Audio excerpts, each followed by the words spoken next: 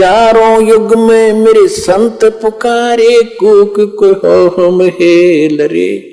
हीरे माणक मोती बरसे, ये जग चुगता ढेल रे। परमेश्वर कहते चारों युग में आया हूं मैं, और अच्छी आत्मा पुण्यात्माओं को मैंने ये ज्ञान भी समझाया है। हम सब ने मिलकर भी ऊंचे ऊंचे स्वर में जगह जगह जाकर के ये ज्ञान डंडोरा पीटा है, ये मुनादी की है, सत्संग ज्ञान कराया है, सुना है, लेकिन कोई नहीं सुनता हमारी। हम तो ये सत्य साधना शास्त्र अनुकूल रूप साधना रूपी हीरे और मोती तुम्हें दे रहे हैं जो बहुमूल्य हैं।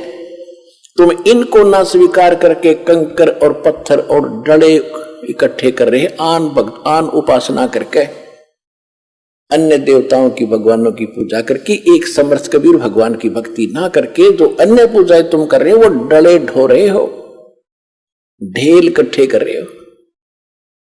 चारों युग में मेरे संत पुकारे, कूक कहा हम हेल रे। हीरे माणक मोती बरसे, ये जग चुगता ढेल रे। तुम कौन राम का जपते जापम, तात कटे न ये तीनों तापम। हम पौराणिक कथाएं सुना करते थे बचपन से ही, क्योंकि पवित्र हिंदू धर्म में जन्म था। हमारे धर्म गुरुओं ने जो भी हमारे अंदर ज्ञान फीड कर रखा था वो बहुत बोलबाला था, जन जन की जुबान पर था। इसी को फिल्माइज भी किया जाता था, इसी को नाटक भी सुनाए जाते थे, रामलीलाएं भी सुनाई जाती थी। क्या था कि एक समय नारद जी कहीं तपस्या साधना करके आए थे, और उसको भ्रम हो गया कि मैंने अपनी काम वासना, अपनी विषय वासना पर काबू पा लिया। अब जंगल में बैठा था मूंड मांड मुंडवा के, और वहां घास फूस फल आहार करके शांत भाव से रह रहा था। साधना करके 1 2 4 10 वर्ष अपने पिता ब्रह्मा जी के पास आए नारद जी, और ब्रह्मा जी ने कहा बेटा साधना कर आए। कहा जी, क्योंकि ब्राह्मण थे, ब्राह्मणों का काम में भक्ति करना था और तो काम ही नहीं था। बहुत अच्छा बेटा, खूब सफलता मिल गई होगी। कहा जी सफलता मिल गई, अब मैं विषय वासना के अधीन नहीं रहा, मैं शादी नहीं कराऊंगा, आजीवन ब्रह्मचारी रहूंगा, मेरे ऊपर कोई असर नहीं कर सकती कोई भी विकार।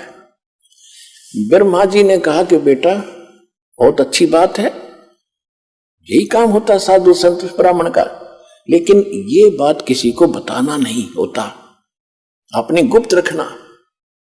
उसने तो बालक की आदत तो है, पिताजी जिस वस्तु ने डांटे उसने जरूर कराया करे, अब मना करे ना उसने जरूर करेगा। विष्णु जी के पास गया, अंकल जी के पास,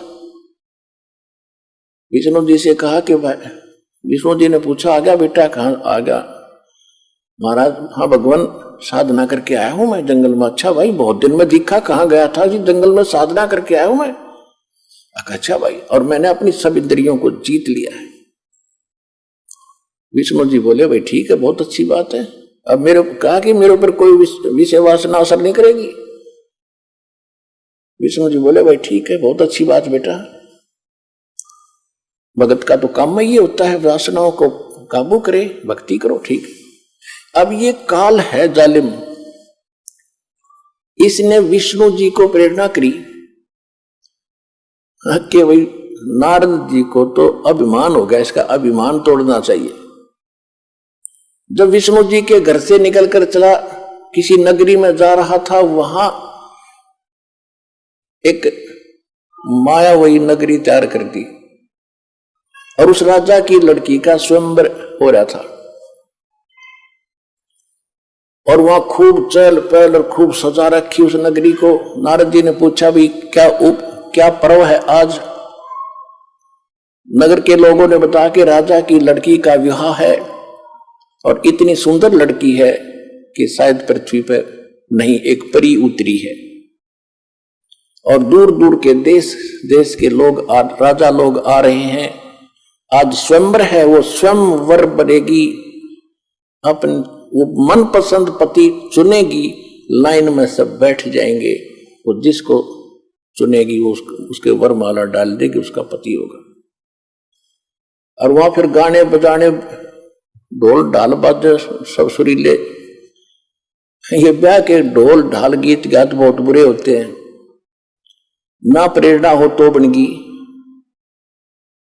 अब नारद जी ने सोचा कि अभी देख लेते हैं, गृहस्थ जीवन भी देखना चाहिए। पिता ने ब्याह करवा रखा, चाचा ने करवा रखा विष्णु जी ने, और छोटे चाचा शंकर जी करवा रहे, तो ब्याह में कोई ऐसी बुराई तो है नहीं। यूं सोचकर थोड़ी सी दूर बाहर जंगल में बैठकर आधा किलोमीटर जाकर और प्रार्थना की भगवान से कि साधना की मुझे, मैं आज तक आपसे कुछ नहीं मांगा, आज एक वस्तु मांगना चाहता हूं विष्णु जी से। विष्णु जी का रूप मांगना चाहा कर, विष्णु जी बहुत सुंदर हैं और उस रूप को मुझे प्राप्त होते ही लड़की स्वयं वरमाला डाल देगी, कहने की जरूरत ना पड़े मुझे। विष्णु जी आगे बोल, बेटा क्या मांगते हो महाराज? ऋषि जी क्या मांगते हो? कि वचनबद्ध हो जाओ। वचनबद्ध हो गया विष्णु जी, मुझे हरि रूप चाहिए, हरि रूप चाहिए, मैं शादी करवाऊंगा, आज मैंने पक्का इरादा कर दिया है। विष्णु जी ने कर दिया तथास्तु। हरि माने बंदर भी होता संस्कृत में, उसका बंदर का मुंह लग गया नारद का। अब नारद जी चला खूब, ने सोचा तू आज बहुत ही हैंडसम है सबसे, और जाकर बैठ गया उस लाइन में जहाँ राजा लोग, जवान जवान बच्चे बैठे थे राजाओं के। लड़की वरमाला लेकर आई, उससे बाई पास लिकट गई। उसने सोचा इसने ध्यान नहीं पड़ा लड़की का, नहीं तो इसने तो सबसे पहले मुझे ही चुनना था। वहां से उठकर दूसरी पंक्ति में जाकर बैठ गया, नुआ कट गए। वहां और 10 कदम दूर कर निकली, उसकी शकल पे भी डर लग गए। तब साथ बैठे एक राजा ने उसको दर्पण दिखाया, तेरी शकल तक देख ले, हमने डर लग गन हो रहा, या तो वरेगी कड़त ने।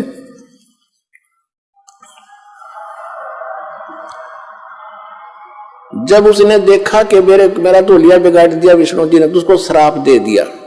ये तो आपने खूब कथा सुन रखी है, पर इतनी सुनाऊंगा, ज्यादा नहीं।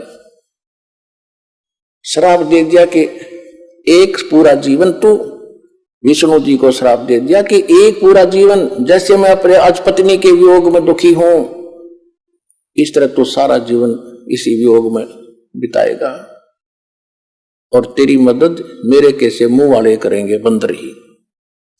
कहने का भाव यह है कि जो दास सिर्फ इतना बताएगा, ज्यादा नहीं, क्योंकि सत्संग ये तो एक रामायण है, और अब हम सुनाएंगे सत्संग, इससे निष्कर्ष निकाल कर। तो आपको मालूम है कि श्री रामचंद्र जी रूप में विष्णु जी का जन्म हुआ, राजा दशरथ से जन्म हुआ, सीता का अपहरण हुआ, और जो भी श्राप था उसने पूरा किया। सारा जीवन दुखी रहा, घर से रावण के साथ युद्ध करके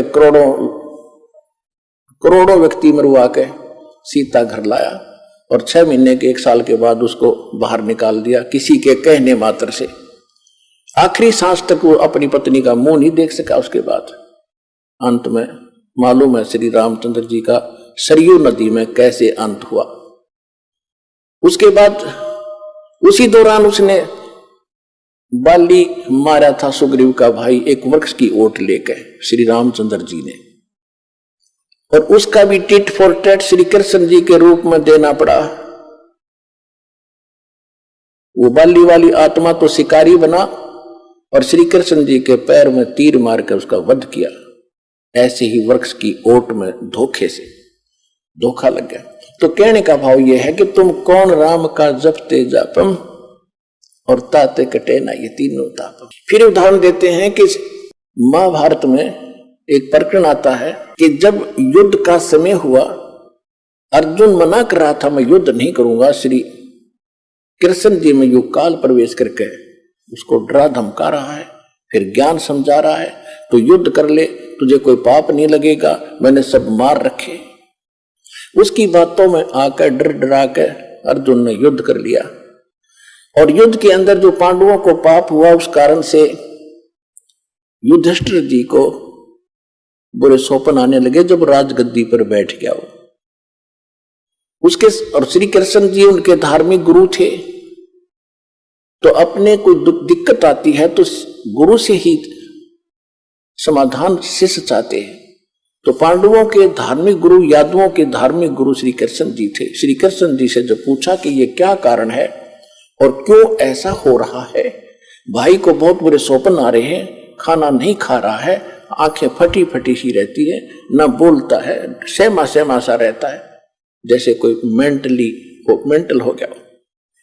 श्री कृष्ण जी ने बताया कि तुमने जो महाभारत में बंधु घात किया, चाचे ताऊ भाई बहन भतीजे मारे, सेना मारी, वो पाप तुम्हें दुखी कर रहा, सेध रहा, वो पाप कर्म तुम्हें आड़े आ गया, इसका समाधान। तो उस समय अर्जुन को महसूस तो हुआ कि युद्ध के समय जब मैं मना करूं था युद्ध करने से, और कृष्ण कह रहा था तू क्यों नहीं करता, तू तो सूरवीर है, क्यों अपने लक्षण को भूल गया है, ये है वो है, और मैंने सबको मार रखा है, तुझे पाप नहीं लगेगा। आज ये पाप कहां से आ गया? तो अर्जुन बोला नहीं, इसलिए नहीं बोला कि यदि मैं टोक दूंगा, अभी मैं आज प्रश्न कर देता हूं कि आप पहले तो कह रहे थे तुम्हें पाप नहीं लगेगा, और आज ये पाप कैसे लग गए? क्योंकि श्री कृष्ण जी ने उसका समाधान बता दिया था कि पूरी पृथ्वी के जितने भी साधु संत और भक्त और जनता है, यानी साधु संत हैं, उनको आमंत्रित करो, एक अश्वमेध, एक यज्ञ का अनुष्ठान करो, यज्ञ, धार्मिक यज्ञ। उसमें ऊपर आकाश में जो स्वर्ग लोक के देवताओं को भी निमंत्रण दो, और उसमें एक शंख रखा जाएगा, शंख जो मंदिरों में बजाते हैं, आपने देखे होंगे, इस तरह का 5 मुख का एक शंख रखा जाएगा। और उसमें जब यज्ञ शुरू होगी, सभी 33 करोड़ देवता, 88,000 ऋषि, 12 करोड़ ब्राह्मण और 56 करोड़ यादव, 9 नाथ 84 सिद्ध, ये सभी वहां पहुंचेंगे। और जिस समय ये सब खाना खा लेंगे महापुरुष, उसके बाद वो 5 मुख का शंख था, पंचायन 5 मुख थे उसके। आपने तो एक मुख का देखा होगा, 2-2 मुख के तो हमने भी देखे हैं, तो 5 मुख का था, उसके 5 मुख थे। और उसको कहीं अलग रख दिया जाएगा शटूल पर दूर। जब सभी खाना खा लेंगे उस यज्ञ में, वो शंख अपने आप बजेगा। शंख बज गया तो तुम्हारी यज्ञ संपूर्ण होगी, और शंख नहीं बजा तो यज्ञ संपूर्ण हुई नहीं, तुम्हारा संकट नहीं कटेगा। और दूर दूर तक सबको बुला के लाना, को साधु संत रह नहीं जावे पृथ्वी पर, और ना जाने किस में कौन सी करामात हो। इस सोच में सबको आमंत्रित कर दिया, निर्धारित समय पर फिक्स कर दिया। अब अर्जुन ने सोचा था कि यदि मैं अब प्रश्न कर दूंगा कि आप जब तो कह रहे थे तुम्हें कोई पाप नहीं लगेगा, और आज ये पाप कहां से आ गया, तो मेरा भाई, क्योंकि इसमें अरबों रुपये खर्च होने थे, इतनी जनता जिम्मेगी, और मेरा भाई इतना नेक है, इतना सेंसिटिव है, यदि इसको ये आभास भी होगा कि खर्चा लगने जा रहा है मेरे ट्रीटमेंट पे, और भाई इसलिए ये वाद विवाद कर रहा है, ये चाहता नहीं मेरे को सुखी देखना, कहीं इसको ये भाव हो गया था मेरा कोई जीवन नहीं रहेगा। इस करके अर्जुन चुप रहा, छाती पे मुक्का मारा, सब्र किया और कहा जो आप कहोगे वही होगा। अब कहने का भाव ये है पुण्यात्माओं, निर्धारित समय जो रखा गया था उस दिन 33 करोड़ देवता, 88,000 ऋषि, 12 करोड़ ब्राह्मण, 9 नाथ 84 सिद्ध, इंक्लूडिंग ब्रह्मा विष्णु महेश वहां उपलब्ध थे। विष्णु तो कृष्ण था ही, ब्रह्मा विष्णु और आगे ब्रह्मा और शिव और आगे वेश बदल के, और 33 करोड़ देवता। उसी समय परमेश्वर कबीर जी,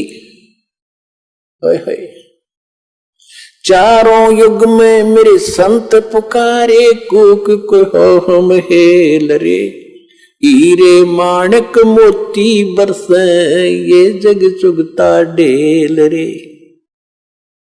परमेश्वर कहते चारों युग में आया हूं मैं, और अच्छी आत्मा पुण्यात्माओं को मैंने ये ज्ञान भी समझाया है। हम सब ने मिलकर भी ऊंचे ऊंचे स्वर में जगह जगह जाकर के ये ज्ञान डंडोरा पीटा है, ये मुनादी की है, सत्संग ज्ञान कराया है, सुना है, लेकिन कोई नहीं सुनता हमारी। हम तो ये सत्य साधना शास्त्र अनुकूल रूप साधना रूपी हीरे और मोती तुम्हें दे रहे हैं जो बहुमूल्य हैं। तुम इनको ना स्वीकार करके कंकर और पत्थर और डले इकट्ठे कर रहे हैं, आन उपासना करके, अन्य देवताओं की भगवानों की पूजा करके, एक समर्थ कबीर भगवान की भक्ति ना करके जो अन्य पूजाएं तुम कर रहे हो वो डले ढो रहे हो, ढेल इकट्ठे कर रहे हो। चारों युग में मेरे संत पुकारे, कूक कहा हम हेल रे, हीरे माणिक मोती बरसे ये जग चुगता ढेल रे।